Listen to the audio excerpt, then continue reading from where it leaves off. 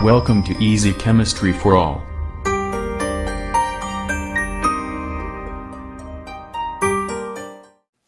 अस्सलाम वालेकुम स्टूडेंट्स, आज का हमारा टॉपिक है पीरियोडिक टेबल।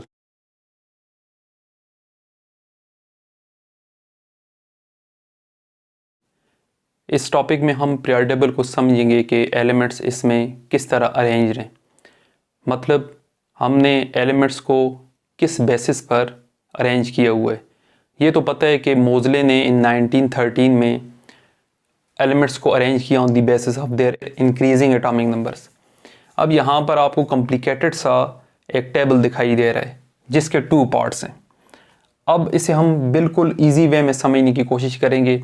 सिंपल, सबसे पहले आप ये देखें कि यहाँ पर रोज़ और कॉलम्स बने हुए हैं। जो रोज़ हैं हॉरिजॉन्टल रोज़, उन्हें हम पीरियड कहते हैं, और जो वर्टिकल कॉलम्स हैं एलिमेंट्स के, उन्हें हम ग्रुप्स कहते हैं। हम इसे किस तरह डिफाइन करेंगे?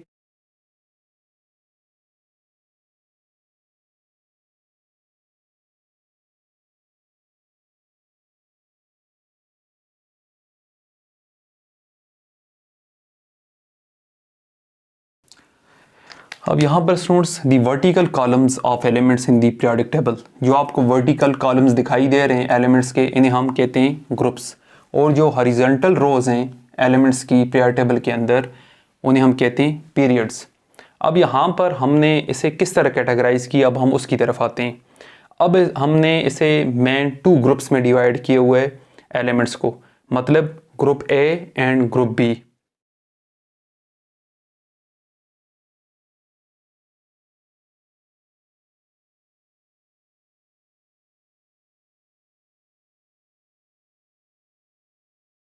अब जो ग्रुप ए, सबसे पहले हम उसे देखते हैं। ग्रुप ए में आपको दिखाई दे रहा है फर्स्ट है, सेकंड है, थर्ड है, फोर्थ है, फिफ्थ है, सिक्स्थ है, सेवन्थ है, एट्थ है। मतलब हमने ग्रुप ए को मजीद कैटेगराइज किए किसमें? 8 ग्रुप्स में।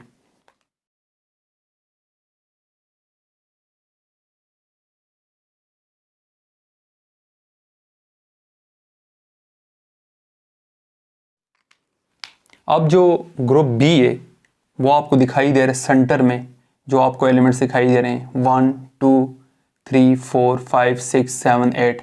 इस ग्रुप को हम कहते हैं ग्रुप बी, और इन्हें हम ट्रांजिशन मेटल्स भी कहते हैं, क्योंकि ये सारी मेटल्स हैं और इनकी जो ऑक्सीडेशन स्टेट है वो वेरिएबल होती है, मतलब चेंज होती रहती है।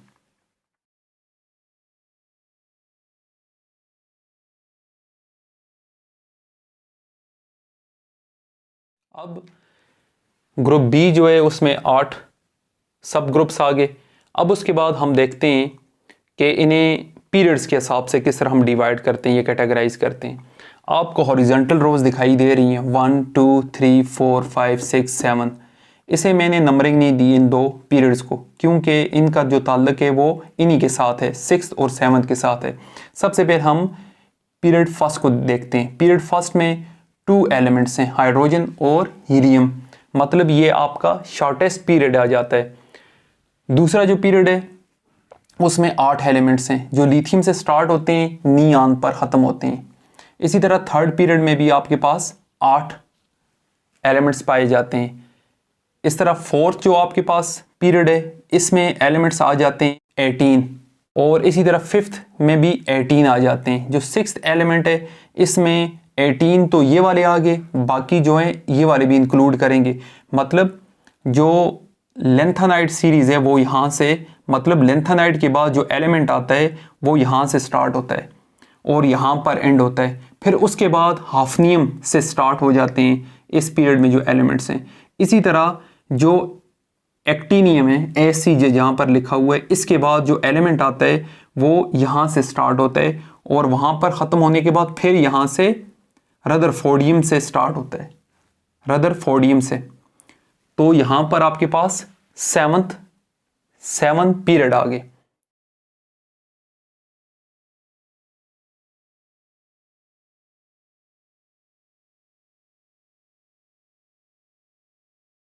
अब हम देखते हैं कि यहाँ पर मैंने लिखा हुआ है S block, T block, D block और एफ ब्लॉक, मतलब जिनमें जो वैलेंस इलेक्ट्रॉन्स हैं आउटर मोस्ट इलेक्ट्रॉन्स है वो इंटर हों s ऑर्बिटल में तो उन्हें हम s ब्लॉक एलिमेंट्स कहते हैं, और जिनके d ऑर्बिटल में वैलेंस इलेक्ट्रॉन्स इंटर हों उन्हें हम d ब्लॉक कहते हैं, और जिनके वैलेंस इलेक्ट्रॉन्स p ऑर्बिटल में इंटर हों उन्हें हम p ब्लॉक एलिमेंट्स कहते हैं, और जिनके f ऑर्बिटल में वैलेंस इलेक्ट्रॉन्स इंटर हों उन्हें हम f ब्लॉक एलिमेंट्स कहते हैं।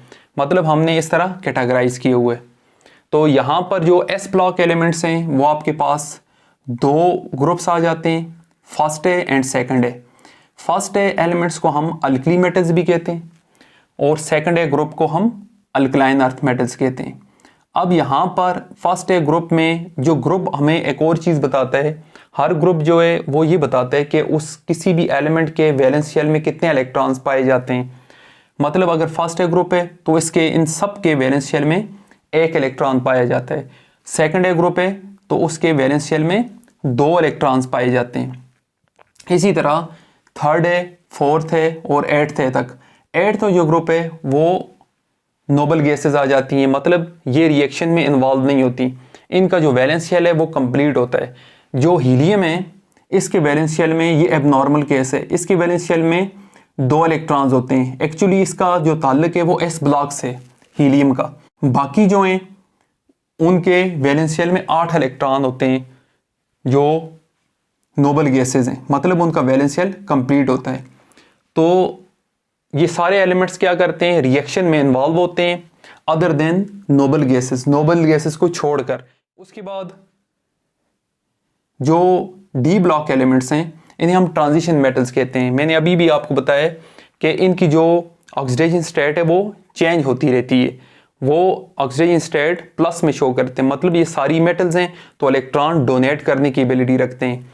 तो ये आपके पास फर्स्ट है और सेकंड है ग्रुप, ये भी मेटल्स आ जाती हैं, डी ब्लॉक एलिमेंट्स भी मेटल्स आ जाती हैं, और आगे जो मेटालिक करैक्टर डिक्रीज होता जाता है।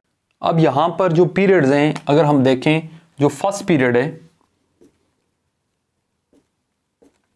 फर्स्ट पीरियड जो है वो शॉर्टेस्ट पीरियड है।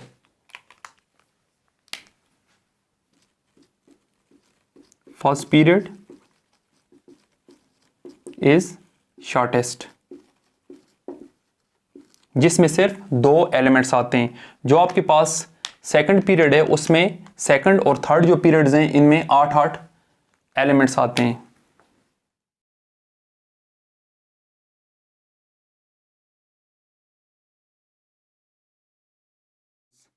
जो आपके पास फोर्थ पीरियड आ जाता है इसमें 18 एलिमेंट्स हैं, और फिफ्थ में भी 18 एलिमेंट्स हैं।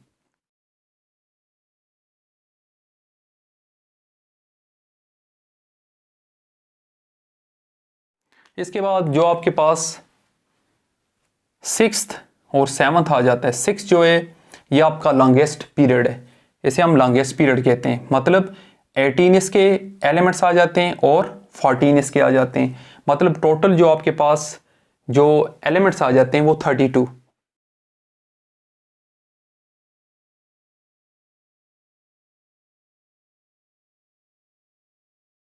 और इस वजह से इसे हम लॉन्गेस्ट पीरियड भी कहते हैं, 6 पीरियड को।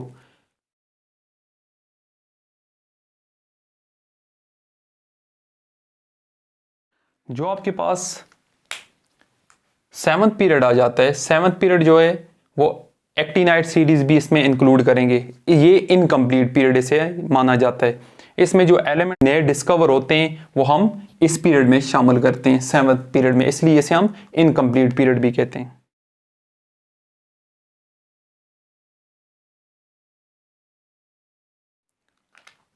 तो ये पीरियड्स का इंट्रोडक्शन था, मैंने आपको ग्रुप्स का भी इंट्रोडक्शन बताया।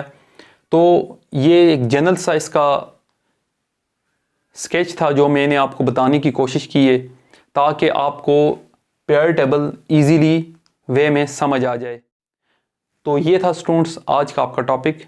इंशाल्लाह नया टॉपिक लेकर नई वीडियो के साथ फिर दोबारा हाजिर होऊंगा। तब तक के लिए अल्लाह हाफिज़।